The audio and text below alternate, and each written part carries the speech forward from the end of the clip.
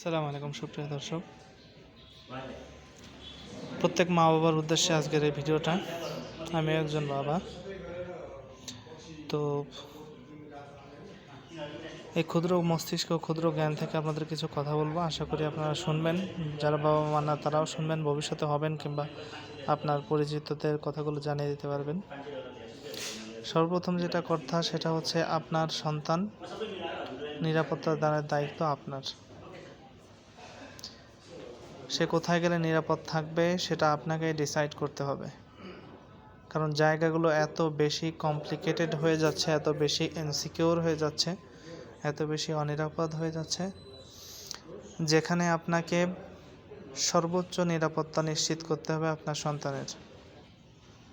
আপনারা দেখেছেন নিউজগুলো হয়তো, যে মসজিদের ইমাম, যিনি আমাদের সমাজে সর্বোচ্চ সম্মানিত একজন মানুষ, সবচেয়ে বেশি চরিত্রবান মানুষ হিসেবে আমরা তাকে ধরে নিই, আমরা তাকে মনে করি, সেখান থেকে তার বক্তব্যে একজন কিশোরী পড়তে গিয়েছে, তাকে সেখানে একদিন ধর্ষণ করেছে, এরপর কিছুদিন পর আবার তার কক্ষে নিয়ে সবাইকে ছুটি দিয়ে তাকে ধর্ষণ করে হত্যার হুমকি দিয়েছে। আমি জানি না নিউজগুলো কতটা সঠিক, আর আমার বিশ্বাস করতেও কষ্ট হয়। তো এই হচ্ছে পরিস্থিতি। মাগুরা রাশিয়ার কথা আমরা জানি, চোখের পানি আটকে রাখা কষ্ট। এই ছোট্ট মানুষটা সেদিন পঞ্চম শ্রেণীতে পড়ুয়া একটা শিক্ষার্থী ধর্ষণের শিকার হয়েছে তার শিক্ষকের কাছ থেকে। বাবার বিরুদ্ধে মেয়েকে ধর্ষণের অভিযোগ উঠেছে। আটকে রেখে 7 মাসের অন্তঃসত্ত্বাকে ধর্ষণের খবর পাওয়া গেছে। মানুষের বিবেক এখন যে কতটা নিম্নগামী হয়ে গেছে, কতটা নিচে নেমে গেছে, আউট অফ ইমাজিনেশন, আপনি ভাবতে পারবেন না। তো দূর আত্মীয় নিকটাত্মীয় কে আপনার সন্তানকে আদর করছে, কোন উদ্দেশ্যে আদর করছে, কিভাবে আদর করছে, এগুলো এখন সন্দেহর কারণ হিসেবে দাঁড়িয়েছে। মানে আপনি আপনার কাছের মানুষদেরও এখন আপনার সন্তানকে নিয়ে বিশ্বাস করতে পারবেন না। আপনি খবর নিন আপনার সন্তান কোথায় পড়ছে, কি করছে, কোথায় যাচ্ছে, কিভাবে যাচ্ছে, আপনি তার সিকিউরিটির ব্যবস্থা করুন।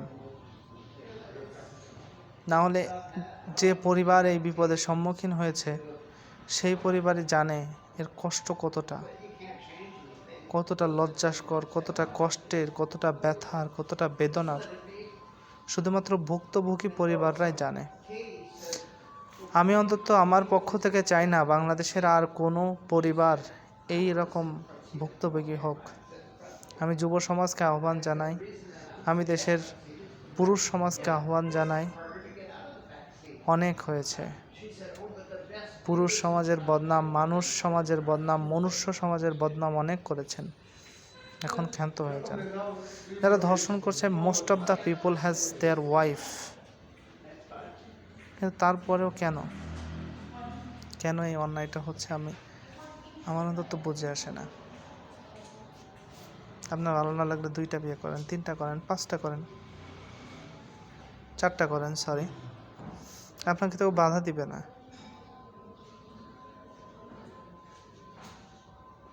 আর এতই যদি পাপ কাজ করতে ইচ্ছা হয়, বাংলাদেশে অনেক পতিতালয় আছে, ক্ষমা করবেন। এই কথা বলার জন্য আপনাদের কাছে ক্ষমা চাচ্ছি। তারপরেও বলতে বাধ্য হচ্ছে, বাংলাদেশে অনেক পতিতালয় আছে, আপনি সেখানে যান, আপনার কাম চরিতার্থ করুন সেখানে গিয়ে। শিশুদের সাথে এই পাশবিকতা কোনো মানুষ সহ্য করতে পারে না। 6 বছর, 8 বছর, 12 বছর বয়সের একটা বাচ্চার, নিষ্পাপ, যাদের এখনও এসব জ্ঞানই হয় না যে এসব করা যায় বা এগুলো সম্ভব, তাদের জীবনটাকে আপনারা ধ্বংস করে দিচ্ছেন।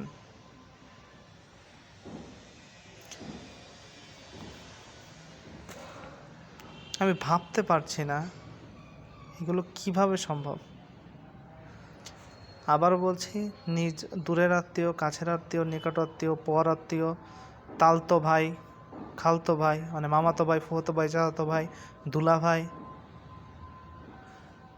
সবার কাছ থেকে আপনার সন্তানকে নিরাপদে রাখুন, তাদের কাছে যেতে দিন, আপনার উপস্থিতিতে আপনার অনুপস্থিতিতে তাদের কাছ থেকে দূরে রাখুন। কারো উপর বিশ্বাস নেই ভাই। চান মিয়া নামে এক বৃদ্ধ ছোট্ট একটা বাচ্চাকে বিস্কুট দেওয়ার লোভ, 60 বছর বয়স বৃদ্ধের, বিস্কুট দেওয়ার লোভে পাশে বনে নিয়ে তাকে রেফট করেছে। মানে বাচ্চাদের খেলতে ছাড়বেন, সে যে সুস্থভাবে অক্ষতভাবে সেই খেলাধুলা শেষে ফিরে আসবে আপনার কাছে। পড়তে ছাড়বেন, সে যে অক্ষতভাবে সেখান থেকে ফিরে আসবে আপনার কাছে। স্কুলে যাবে, সেখান থেকে যে সুস্থভাবে আপনার কাছে ফিরে আসবে, এই নিরাপত্তাটা আমরা নিশ্চিত করতে পারছি না।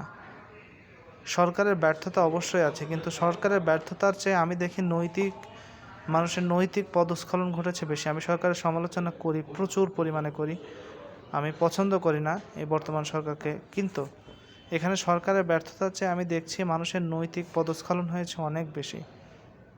তো আসুন নৈতিকতার উপর গুরুত্ব দিই। পবিত্র মাহে রমজান মাস, মুসলমানের দেশ, এটা নাকি 91%, 95%, যাই বলেন, মুসলমানের দেশ বাংলাদেশ। পবিত্র মাহে রমজান মাসে যদি এই অবস্থা হয়, তাহলে ঈদের আনন্দে এরা কী করবে? পুরুষ ধর্ষণ করবে ধরে ধরে। শুনতে অবাক লাগলেও এটাই সত্য ভাই। এখনই সময় এসেছে নৈতিক দিক দিয়ে আমাদের স্ট্রংনেস ফিরিয়ে আনা। আশা করি ফিরবে, এবং গুড টাচ, ব্যাড টাচ, এইসব অশ্লীলতা বাচ্চাদের শেখাবেন না। অনেকে এই কথাগুলো বলছে, এই অশ্লীলতা বাচ্চাদের শেখানোর দরকার নেই। তার বয়স হলে সে নিজেই বুঝে যাবে কোনটা গুড টাচ আর কোনটা ব্যাড টাচ। ধর্ষণের নামে যে কাজগুলো হচ্ছে, এর প্রতিবাদে যে মানে বেহায়াপনা শুরু হয়েছে, এটাও কাম্য নয়। ওকে, আশা করি কথাগুলো আপনাদের কাজে আসবে যদি আপনারা দেখেন, শোনেন। আশা করি উপকৃত হবেন। ভালো থাকবেন, সুস্থ থাকবেন, সুন্দর থাকবেন। আল্লাহ হাফেজ।